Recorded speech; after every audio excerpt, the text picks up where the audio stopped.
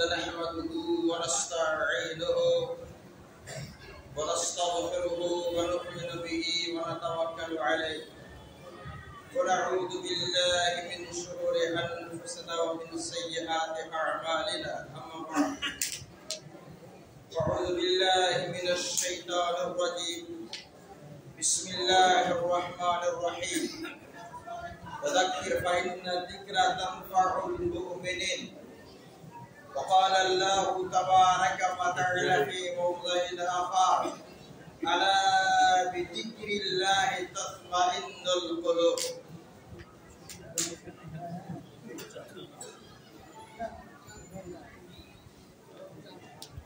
শ্রদ্ধেয় সম্মানীয়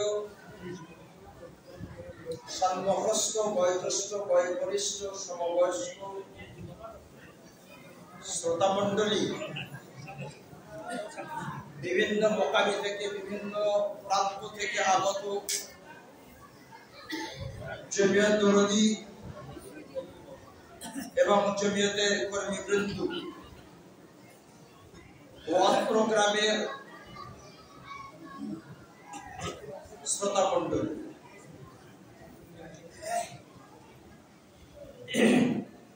মাগরিবের পর থেকে 8টা বাজতে 5 মিনিট বাকি আছে। এ পর্যন্ত আমরা বিভিন্ন আলেমের মুখ থেকে বিভিন্ন বিষয়ের উপরে খুব সার্থক আলোচনা আমরা শুনেছি। আলোচনার সংক্ষেপ হলো, আলোচনার যেটা মূল বিষয়বস্তু সেটা কিন্তু ওনারা আপনাদের সম্মুখে উপস্থাপন করেছেন। কাজেই আমাদের বুঝতে কোনো সমস্যা নেই, বুঝতে আর কিছু বাকি নাই। প্রত্যেক আলেমের মুখ থেকে আমরা যেটাই শুনেছি তা আমরা কম বেশি উপলব্ধি, কম বেশি আমাদের জ্ঞান জগতে তা আমরা প্রবেশ করাতে সক্ষম হয়েছি।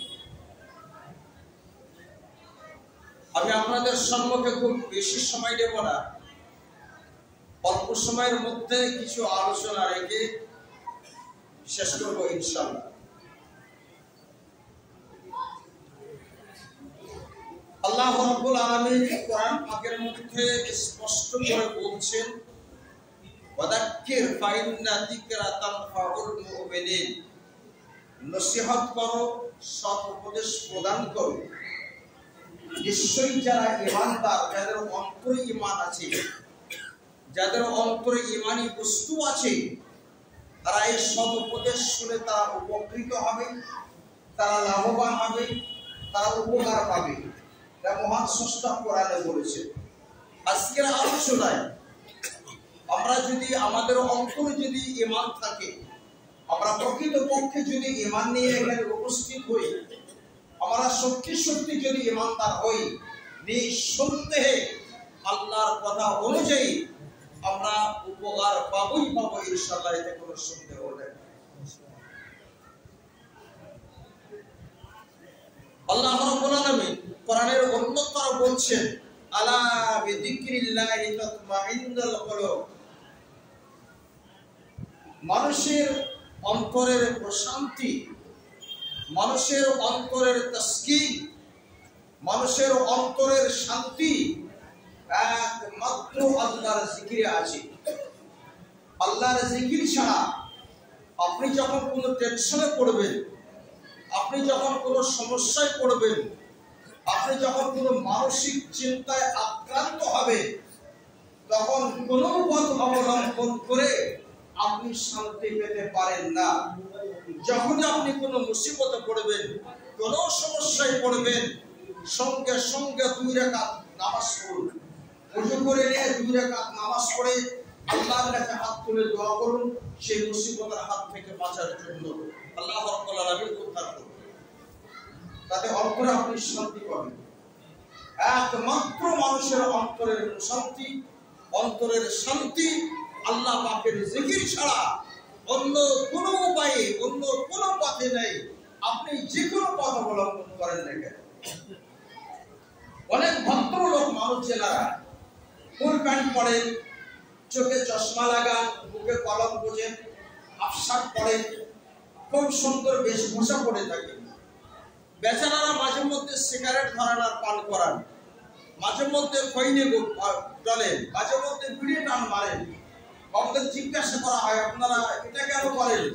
বলা হয় টেনশনে পড়ি তো, একটু টেনশন মুক্ত হওয়ার জন্য এটা করতে হয়। আরে বাবু, বিড়ি খেলে সিগারেট খেলে তো তোমার আরো টেনশন বাড়বে, তুমি তো আরো মারাত্মক টেনশনে ভোগবা। এরপরে তো তোমার সামনে ক্যান্সার আসছে, তুমি তো ক্যান্সার রোগে আক্রান্ত হবে, তাতে তোমার টেনশন আরো দ্বিগুণে বেড়ে যাবে। এইভাবে কি টেনশন মুক্ত হওয়া যায়? এইভাবে মানসিক চিন্তা দূর করা যায়। মানসিক চিন্তা দূর করতে গেলে তোমাকে আল্লাহর জিকির করতে হবে, আল্লাহর স্মরণ করতে হবে, তাহলে পরে কিন্তু মানুষ মানসিক টেনশন থেকে মুক্ত হবে। আমরা মানুষ তো আল্লাহ রাব্বুল আলামিন আমাদের মানুষ করে সৃষ্টি করেছে। যখন আল্লাহ রাব্বুল আলামিন আমাদের সৃষ্টি করেন, আমাদের অন্তরটা ছিল একবারে সাদা ধবধবে। আমরা মানুষ দুনিয়াতে এসে পাপ করি, যখনই আমাদের পাপ আরম্ভ হয়েছে আমাদের অন্তর কিন্তু কালো রেখা করতে আরম্ভ করেছে, কালো দাগ করতে আরম্ভ করে। মানুষ পাপ করার পরে যদি তওবা তিল্লা করে আল্লাহর প্রতি ফিরে আসে, তাহলে তার অন্তর আবার ঠিক হয়ে যায়। আর সেই পাপের সঙ্গে যদি সে জড়িয়ে থাকে, তাহলে অন্তরে কালি পড়তে পড়তে পড়তে এমন একটা জায়গাতে চলে যায়, গোটা অন্তরটাই কালিতে ছেয়ে যায়, অন্ধকার হয়। তখন কিন্তু তাই সে আর ভালো মন্দ কিছু বুঝতে পারে না। তার কাছে ভালো কথা বললো, হাদিস কোরআনের কথা বললো, কিন্তু তার অন্তর তার কোনো আশার বালিকা কথা না, তার কোনো প্রতিক্রিয়া করে না। পরিস্থিতিটা এরকম হয়ে যায়। সেজন্য কোনো যদি আমরা পাপ আমাদের দ্বারাতে যদি হয়ে যায়, সঙ্গে সঙ্গে আল্লাহর কাছে তওবা করে সেই পাপ থেকে ফিরে আসতে হবে। আমাদের দেহের দুটি অংশ আছে, আপনারা জানেন। একটি অংশ হচ্ছে বাহ্যিক দিক, আর একটা হচ্ছে আভ্যন্তরীণ দিক। মানুষের বাহ্যিক দিকটা যেমন আমাদের দেহের কান, নখ, আপনার চোখ, মুখ, এই চামড়া, এগুলো সব আমাদের দেহের বাইরে আছে, এগুলো আমাদের দেহের অংশ, কিন্তু এগুলো আমাদের মানে বহির্বিভাগে আছে। যেটা আভ্যন্তরীণ বিভাগে আছে, আমরা যদি সেই জায়গাটাকে পরিষ্কার পরিচ্ছন্ন রাখতে পারি, তাহলে কিন্তু আমরা সাকসেস।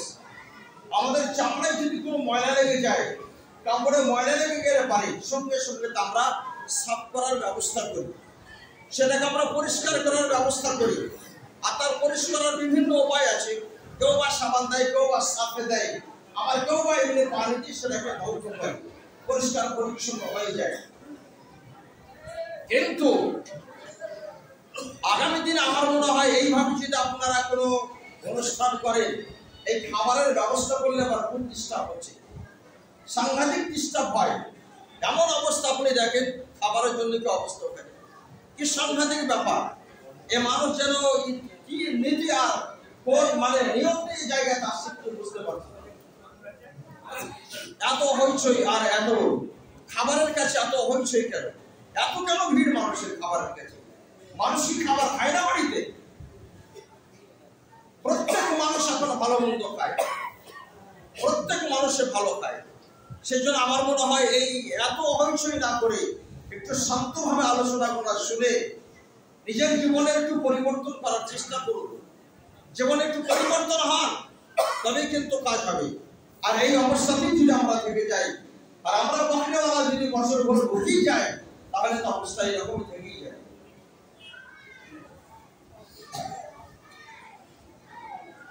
মানুষের আভ্যন্তরীণ দিক তথা আপনার যেটা ভেতরের দিক যেটা রয়েছে, তাতে মানুষের কালবে আছে, অন্তর আছে, মানুষের ঈমান সেখানে রয়েছে। অন্তরের ভেতরে মানুষ যদি কোনো কিছু লুকিয়ে রাখে বা কোনো কিছু যদি রাখে, তাহলে কিন্তু মানুষ বিপদে পড়ে দিবে। অন্তরের অনেক রোগ আছে, অনেক ব্যাধি আছে। সেই সমস্ত ব্যাধিতে যদি মানুষ আক্রান্ত হয়, সেই সমস্ত ব্যাধি যদি তার উপরে মুশকিলে পড়ে যাবে। এক নম্বর রোগ হচ্ছে মানুষের মানে অন্তরের রোগ, সেটা হচ্ছে হিংসা। হিংসা হিংসা বড় জটিল রোগ, হিংসা বড় সাংঘাতিক রোগ। হিংসা রোগ কাউরির ভেতরে যদি থেকে থাকে, আর সে যদি 5 ওয়াক্তের সালাতের মুসল্লি হয়, তাহাজ্জুদ পূজার মানে তাহাজ্জুদ পড়েনে বলা হয়, আর অন্যান্য ইসলামের সমস্ত কাজ যদি করে, শরীয়ত বলছে, হাদিস বলছে, কোরআন বলছে, তার নেকি একটু সে পাবে না। সমস্ত নেকি তার খতম হবে, সমস্ত নেকি তার শেষ হবে।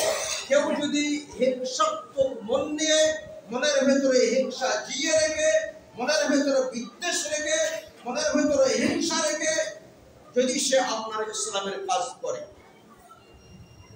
রাসূল সাল্লাল্লাহু আলাইহি ওয়াসাল্লাম বলছেন, লা তাহসাদু ফাইন্নাল হাসাদা ইয়াকুলুল হাসানা কামা তাকুলুন নারুল হাতাবা।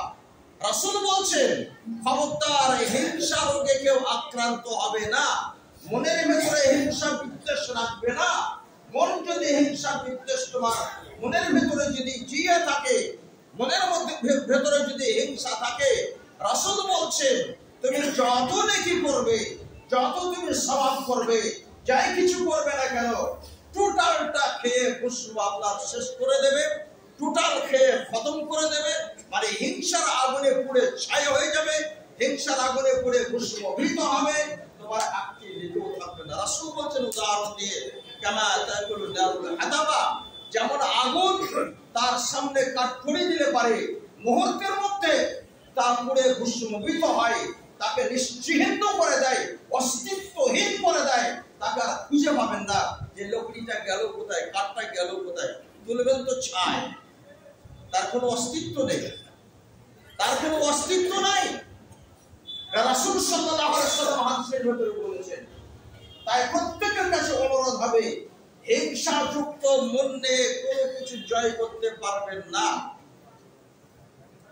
মনের ভেতরে হিংসা বিদ্বেষ রেখে কোনো কিছু জয় করতে পারবেন না, বরং আপনি ঠকবেন, আপনি ঠকে যাবেন, আপনি বিপদে পড়বেন, সমস্যায় পড়বেন আপনি, যদি মনের ভেতরে হিংসা থাকে। রাসূল সাল্লাল্লাহু আলাইহি সাল্লাম হাদিসের মধ্যে বলছেন, তাহলে বলে মন থেকে হিংসাটা কিভাবে দূর করা যাবে? মন থেকে হিংসা দূর করার উপায়টা কি? এর ঔষধ কি আছে? এর প্রেসক্রিপশন কি আছে? জি, রাসূল সাল্লাল্লাহু আলাইহি সাল্লাম আজ থেকে 1450 বছর আগে মানুষের অন্তরের রোগের যে প্রেসক্রিপশন আপনার নবী, আমার নবী তিনি দিয়ে গেছেন।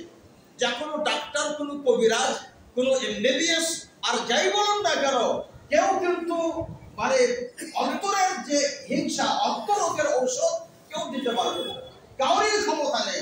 কিন্তু আপনার নবী, আমার নবী আজ থেকে 1450 বছর পিছনে তিনি দিয়ে গেছেন, মানুষ তুমি এই কাজটা করবে, তাহলে পারে তোমার মন থেকে হিংসা যাবে। রাসূল সাল্লাল্লাহু আলাইহি ওয়াসাল্লাম হাদিসের মাঝে বলছেন, লা ইউমিনু আহাদুকুম হাত্তা তাহাবু বাইনাকুম। রাসূল বলছেন, যতক্ষণ না আপোষে তোমরা ভ্রাতৃত্ব স্থাপন করতে না পারবে, যতক্ষণ না আপোষের ভিতরে তোমাদের সম্প্রীতি এবং তোমাদের ভিতরে একে অন্যের সঙ্গে ভালোবাসা, সম্প্রীতি, মহব্বত, ভ্রাতৃত্ব, এটা যতক্ষণ স্থাপন করতে না পারবে, ততক্ষণ তুমি ঈমানদার হতে পারবে না, ততক্ষণ ঈমানদারই হতে পারবে না। ঈমানদারের লক্ষণ এটাই হবে, ঈমানদারের কাজ এটাই হবে, আপোষে একে অন্যের সঙ্গে ভ্রাতৃত্ব থাকবে, ভালোবাসা থাকবে, মহব্বত থাকবে, সম্পর্ক যথেষ্ট ভালো থাকবে। এটা নবী সাল্লাল্লাহু আলাইহি ওয়াসাল্লাম হাদিসের মধ্যে বলছেন, এটা আল্লাহ রাসূল বলেছেন। আর আল্লাহ রাসূল বললেন, আলা আদুল্লুকুম আলা শাইইন ইযা ফাআলতুম তাতাহাবু বাইনাকুম। রাসূল বললেন, আমি এমন একটি কথা কি, এমন একটা কাজ কি তোমাদের বাতলিয়ে দেব না, বলে দেব না, তোমরা যখনই সেটা করবে তো আপোষে একে অন্যের সঙ্গে ভ্রাতৃত্ব, ভালোবাসা, সম্প্রীতি তোমাদের অটোমেটিক সৃষ্টি হয়ে যাবে। রাসূল সাল্লাল্লাহু আলাইহি ওয়াসাল্লাম এই কথা বললেন। সেই কাজটা এমন কি? সেই কাজটা? কারোর বিরুদ্ধে কেস করা, কারোর বিরুদ্ধে অভিযোগ করা, কারোর বিরুদ্ধে থানায় ডায়েরি করা, জি এইগুলো নাকি? জি না, ওগুলো নয়। রাসূল বলছেন আন তাকরাউস সালাম ফাকরাউস সালাম আলা মান আরাফতু ওয়া মান লাম তা'রিফ। রাসূল বলছেন সালাম লেনদেন করো, সালাম দাও, একে অপরের সালাম লেনদেন করো, সালাম দেওয়া নেওয়া করো। যাকে চেনো তাকেও সালাম দাও, যাকে না চেনো তাকেও সালাম দাও। এই যে সালাম লেনদেন, এমন এক মহামন্ত্র আর এমন এক মহা ঔষধ, আপনার আমার অন্তর থেকে অটোমেটিক হিংসা বিদ্বেষ বিদায় নেবে যদি আমি আপসের সালাম লেনদেনটা বেশি করতে পারি। দেখা হলো, সালাম দেন, আসসালামু আলাইকুম, ভালো আছেন? যে হ্যাঁ ভালো আছে। দেখা হলো, আরে বলে এরা তো ওই আহলে হাদিসের মানুষ, আরে তো ওই আহলে হাদিসের মানুষ, তোকে সালাম দিতে হবে, ওরা তো ভুল পথে পড়ে আছে, ওরা ভ্রান্ত পথে পড়ে আছে, ওদেরকে সালাম দেবো কেন? এই যে একটা হিংসা, এই যে একটা বিদ্বেষ, জি এইটাকে হটাতে গেলে, এই হিংসা মুক্ত মন আপনি যদি গড়তে চান, তাহলে পরে কিন্তু আপসে সালাম লেনদেন করুন, সালাম দেওয়া নেওয়া করুন। সে যেই হোক না কেন তাকে সালাম দেন, একদিন উত্তর না দিলে আবার দেন, তারপরে না দিলে আবার দেন। রাসূল বলছেন যে সবচেয়ে সেই হচ্ছে ভালো মানুষ, সেই হচ্ছে ভালো মানুষ যে সর্বপ্রথম সালাম দেবে, সর্বপ্রথম যে সালাম দেবে। আর জানবেন যে সালাম দেবে না তার ভেতরে হিংসা বিদ্বেষ আছে, জানবেন যে সালাম দেবে না তার ভেতরে হিংসা আছে, সে হিংসুটে লোক, তার ভেতরে হিংসা জিয়া আছে, হিংসায় জর্জরিত তার অন্তর। আর যে ফ্রি মনের মানুষ হবে, যার ভিতরে হিংসা নেই, সবাইকে সালাম দেবে, সবার সঙ্গে কথা বলবে। সুতরাং এই কুটিলতা জটিলতা আর এই সমস্ত হিংসা বিদ্বেষ, এইগুলা কিন্তু মন থেকে সরাতে হবে, মন থেকে সরাতে হবে, তবেই কিন্তু আপনার আমার কাজ। আল্লাহ রাব্বুল আলামিন মানুষের অন্তরে খাবার দিয়েছেন, আমাদের অন্তরের বা ইমানের বা কর্মের খাবার আছে। জানেন, আমাদের দেহতে যেমন খাবার লাগে, আমাদের বেঁচে থাকার জন্য, দেহকে হৃষ্টপুষ্ট রাখার জন্য আমরা মাছ খাই, মাংস খাই, সবজি খাই, বিভিন্ন কোয়ালিটির খাবার খাই। অনুরূপভাবে আপনার আমার ইমানকে সতেজ করার জন্য, আপনার আমার অন্তরকে সতেজ করার জন্য খাদ্য খোরাক খেতে হবে, খাবার দিতে হবে। সে খাবারটি কি জানেন? ওই যে জিকিরুল্লাহ, আল্লাহর জিকির। সালাম দেওয়াটাও আল্লাহর জিকির, আপনি সালাম দেন এও আল্লাহর জিকির। আল্লাহ রাব্বুল আলামিন এখানেও নাকি দান করবেন। সুতরাং এই কাজগুলো আপনারা করবেন, আপনাদের মধ্যে ইনশাআল্লাহ ভালোবাসা অটোমেটিক সৃষ্টি হবে, সম্প্রীতি অটোমেটিক হবে। আর যদি এইগুলো সমাজ থেকে উঠে যায়, তাহলে কিন্তু হিংসা বিদ্বেষ সমাজে স্থান পাবে, যা নেক্সট জেনারেশনের উপরে এর একটা প্রভাব, নেক্সট জেনারেশন যারা আসছে, পরবর্তী যারা আসছে, তাদের উপরে কিন্তু পড়বে, তাদের উপরে পড়তে বাধ্য।